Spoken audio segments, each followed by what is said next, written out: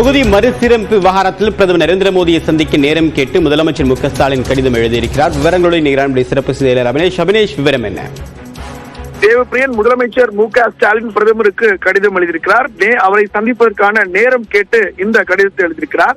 கடந்த மார்ச் மாதம் 22ஆம் தேதி தென் மாநில முதலமைச்சர்கள், அரசியல் கட்சியுடைய பிரதிநிதிகள் கலந்து கொண்ட ஒரு தொகுதி மறுசீரமைப்பு தொடர்பான ஒரு கூட்டத்தை முதலமைச்சர் மு க ஸ்டாலின் தலைமையில ஒரு கூட்டம், முதல் கூட்டம் என்பது நடைபெற்றது.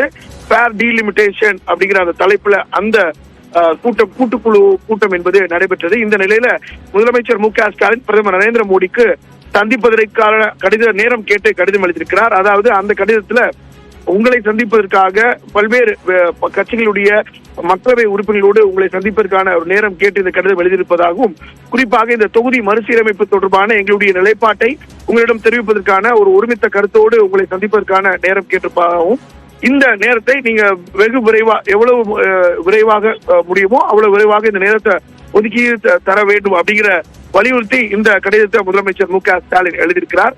குறிப்பாக கடந்த மார்ச் 22ஆம் தேதி ஜாக் அப்படின்னு சொல்லக்கூடிய ஜாயிண்ட் ஆக்ஷன் கமிட்டி மீட்டிங், கூட்டு நடவடிக்கை குழு கூட்டம் என்பது முதலமைச்சர் மு க ஸ்டாலின் தலைமையில நடைபெற்றது.